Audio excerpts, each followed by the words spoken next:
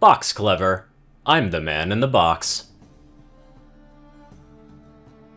Pinkie Pie, notable creator of astounding treats, aimer of unexpected cannons, and all-purpose Imagineer, entered the home of Dylan, local human, and local human. Dylan, you said I should come over and enter your home?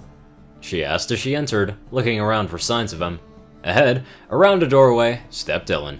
"Wait, 3 steps backwards, 1 step to the left," he said, pointing to the spot where he needed her. Pinkie obliged, and Dylan nodded.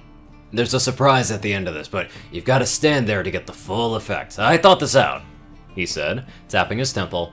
This made perfect sense to Pinkie. The full effect of a good surprise hinged on these little details. Okie dokie. Dylan nodded again. All going to plan so far. Right. Excellent. Now, I have uninteresting news. Not bad news, just dull. And very good news. So, which one do you want first? He asked. Oh, the good news second, the good news second. As was custom. Sometimes. Except when the times when it wasn't. The uninteresting and dull news is that I ordered some cutlery and that it arrived, Dylan said. Pinkie's face fell, then rose as she tried to grasp at least a thin thread of something joyful in this information. However, joy was lacking, as cutlery inherently drains joy from the world by its mere existence, and her face fell again, settling into something of a frown. That is uninteresting and dull, she said, plainly disappointed. However, Dylan didn't look disappointed at all. If anything, he looked the opposite. This was all part of a surprise deployment plan, this little lull that he'd factored this in. It is, isn't it? But the very good news, and the surprise! My pack of 6 forks arrived in this! And he produced from around the corner and previously out of sight, the most ludicrously oversized cardboard box as could be conceived. Even empty, he had difficulty maneuvering it, such was its size. With a grunt, he thwacked it down onto the empty space between the pony and himself, almost immediately hiding her from view, at least from where he was standing. Pinkie's face lit up, like the Blackpool illuminations. Dylan didn't have to see this to know this was the case. Dylan! It's so big! She squealed, body lowered, legs splayed and eyes wide. Dylan beamed with pride, as well he should on hearing such fine words. I know! I was surprised when I looked down too. The sheer size took my breath away, he said, hands on his hips, assuming a full power stance. Looking down at his front step on which the box had been set when it had been delivered, he meant obviously. Why else would he have looked down, and what else might have he been looking at? Pinkie, eyes like saucers, circled the box in awe. Where do we start on something so hugely enormous and so enormously huge? She asked. Oh, I wouldn't even know, Pinkie. It's the biggest I've ever come across. I didn't think I could handle it all on my own, so that's why I had to find you, Dylan said, and on hearing this, Pinkie paused in her circling, looking up at him. Me? Well, who else do I know who would know what to do with a massive box? He asked. I do have the most massive box experience in Ponyville, Pinkie conceded, tapping her chin. You do, you do. When I think of Pinkie Pie, massive box is the first thing that springs to my mind, Dylan says, grinning. Then the grin faltered as a doubt crossed his mind. Less a doubt, actually. More of a nagging worry, a concern. Do you ever get the feeling that words are being put in your mouth by some outside force beyond your control or scope of comprehension? He asked.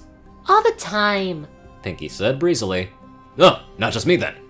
That's oddly reassuring. Anyway, enough flapping about. Let's get down to business. So, what do we do with this box first?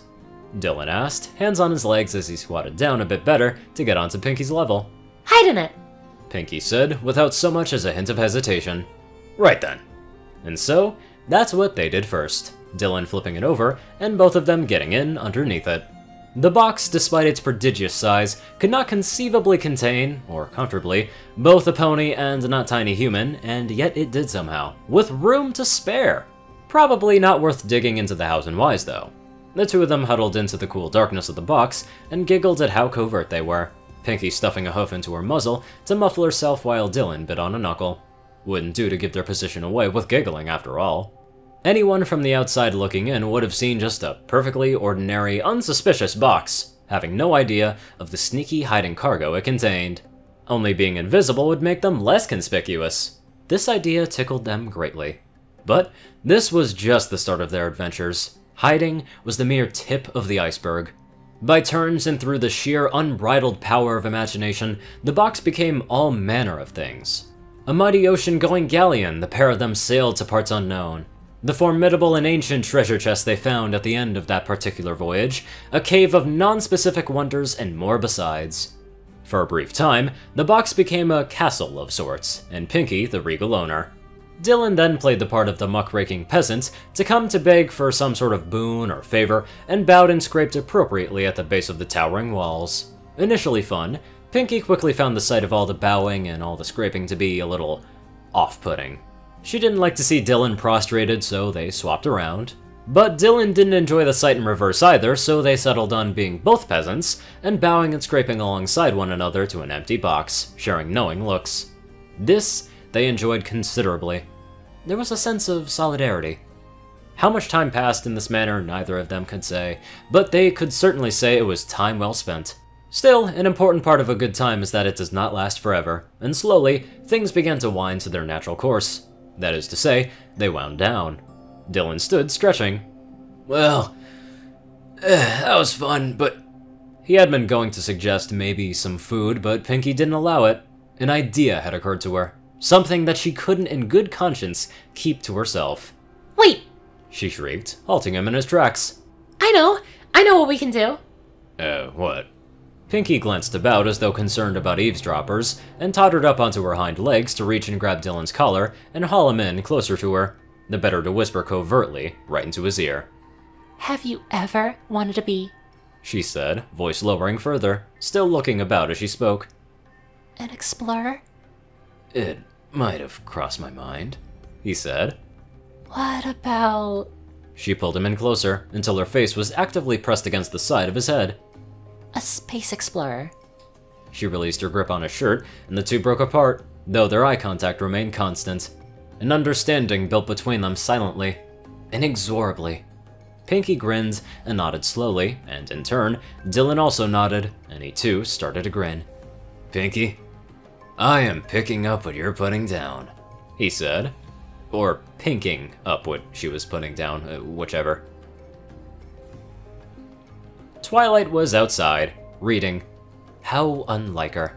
She had retired to the shade of a nice quiet tree to escape the grumblings of Spike, who had overeaten the night before and thus overslept the morning after, that is to say this morning, and thus was finding his cleaning and tidying duties to be a lot heavier than they actually were.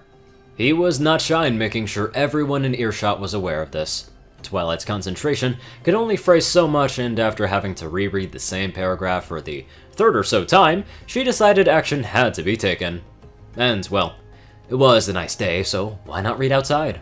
So far, this had been working out very well for Twilight indeed, and so engrossed was she in her reading and her accompanying note-taking that she didn't notice that, at some point, and quite without warning, she had stopped being on her own. By sheer random happenstance, a butterfly made a nuisance of itself and caused her to spoil her notes slightly, and it was while correcting this that Twilight finally noticed that she had company. And when she noticed, she jumped. Where there had previously not been a box sharing the space beneath the tree, there was now a box, and a box containing both a pink pony and a whatever-colored human, sitting one behind the other, Pinky in front and Dylan in the rear. Both were wearing shining brass and glass diving helmets of some description. Twilight had no idea what to make of any of this. Hello, Pinky and Dylan? She asked, making her place in her book and carefully closing it. A wise habit in her experience. However, Pinky and Dylan didn't seem to hear Twilight. Having a whacking great lump of brass wrapped around your head can do that. Excellent landing, Cadet! Pinky said, to which Dylan responded with a crisp salute, nearly upsetting his helmet and forcing him to have to resettle it on his head. Is that a cardboard box? Twilight asked. Again, she was ignored. "I'm preparing to disembark. Space Commander, are you receiving me?" Dylan asked, clambering out and holding in one hand a tin can with some string inserted into it, into which he was speaking. Pinky held the can on the other end.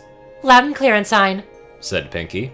What little of her face could be seen through the tiny circular windows of the helmet looked to be a very serious face indeed, as befitted a Space Commander. Twilight continued to have no idea what to make of any of this. Is this what this is? She asked, leaning backwards a bit as Dylan loomed over her and bent down to all appearances, inspect her. "I've discovered an alien, Space Commander," he said.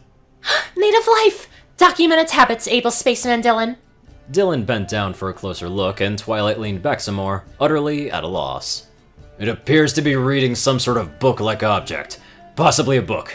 I'm investigating," Dylan said, producing from somewhere on his person a whisk wound about with fairy lights. What these lights were plugged into was unclear, but they were twinkling all the same. This whisk was waved in Twilight's general area, and then held up for Dylan's inspection. "These readings are off the charts," he said.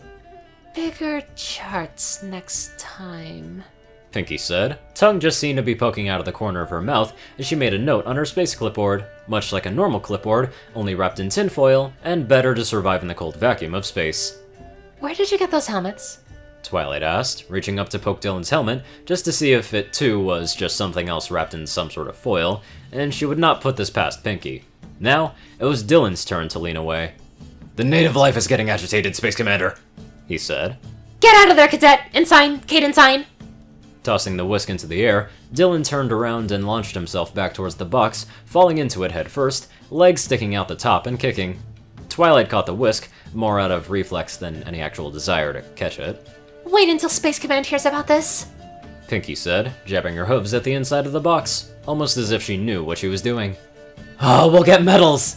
came Dylan's voice, an arm thrusting up triumphantly from beneath the lip of the box. So many medals! Pinky cried with joy, jabbing at the interior of the box one final emphatic time. And off and away into the air the box shot, quite without warning, the force of its departure creating a great gust of air and accompanying cloud of dust that left Twilight squinting, blinking, and spluttering. By the time she stopped doing all of that, she was back on her own again, and of Pinky and Dylan, there was no sign. Twilight looked at where the box had been, at the whisk that she was now holding, and then to the empty skies into which they departed. A bird chirped, and somewhere a bell was ringing, but this explained nothing. What? What a successful and wonderful space mission. Speaking of wonderful and successful, let's get on to our generous donators. Top donators, Dash of Evergreen, Peter Coulthard, J Tinman, and Darkside. Dospo, Runescythe 9852, CourierCruz CI, Delta Omega, Ryanny Dragonwolf, Secret Moon, Tallrascha, The Toilet Snake, SoulDragon, Cerberus, Starlight Glimmer, Squiddy Boy, David E. Sanchez, Gaggy, Trey, Shadow Drake, Joe Piercy, LXF, Rainbow Dash, Teal K. Anderson, and TV Killer. Thank you very much for coming on our adventure together, and live life to the fullest.